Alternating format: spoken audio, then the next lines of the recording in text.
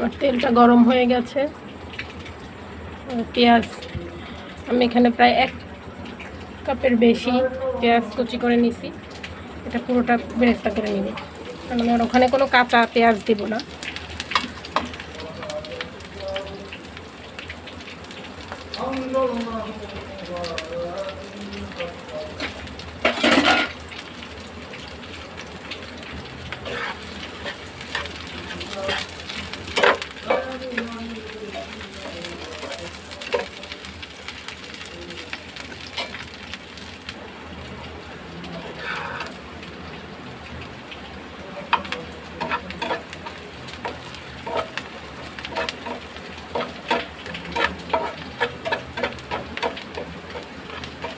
কে কে কুরবানির গোশ দিয়ে কি তৈরি করে খেলেন জানাবেন। হ্যাঁ, আজকে আমরা কালা ভুনা তৈরি করতেছি।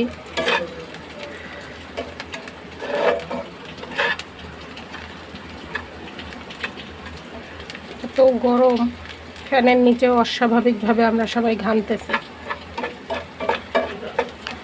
যারা ছুটিতে গেছেন ঈদ করতে তাদের কি অবস্থা, আর যারা নিজের জায়গায় থেকে ঈদ করতেছেন তারা কেমন আছেন সবাই জানাবেন। হ্যাঁ, এখানে আমি মোটামুটি 3 কেজি মতো গোশ নিয়েছি। রসুন বাটা দিলাম, এবার আদা বাটা,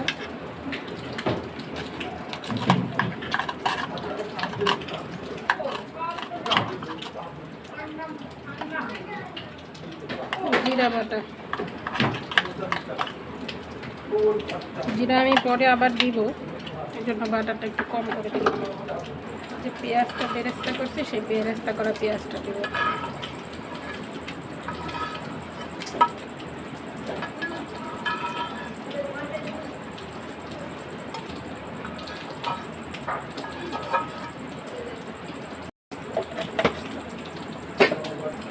লবণ,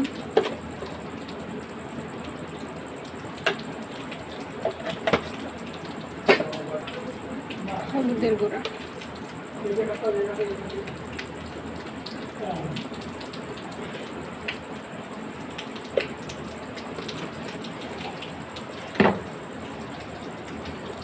গুঁড়া মরিচটা আমি একটু পরে দিব, কারণ এখন এর মধ্যে দিয়ে মাখালে আমার হাত জ্বলবে।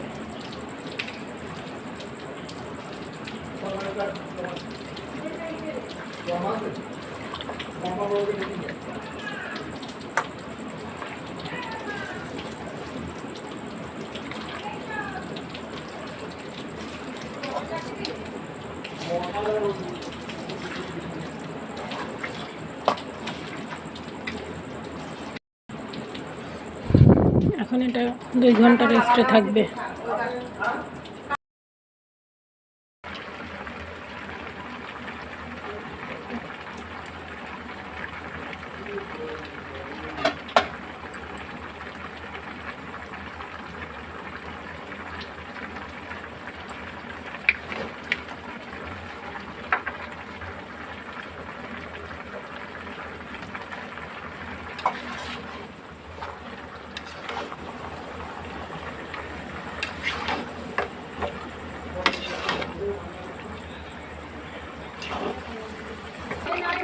আমার ঘরে বানানো কালা ভুনা মশলা, সেটাও দিয়ে দিচ্ছি।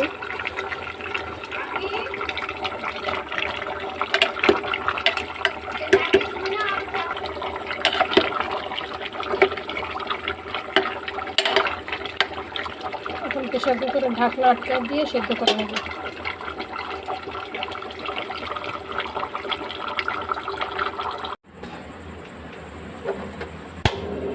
সিদ্ধ করা হয়ে গেছে, এখন তেলে দেওয়া বাকি।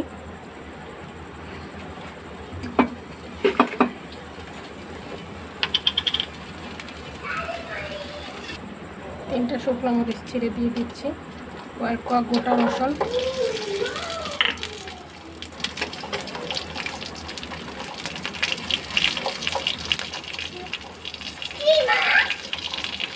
গোটা জিরা। বাবা চিকেন না মা, বিফ। ওই যে পিছনে প্রেসার কুকার। প্রেসার কুকারে ওখানে তো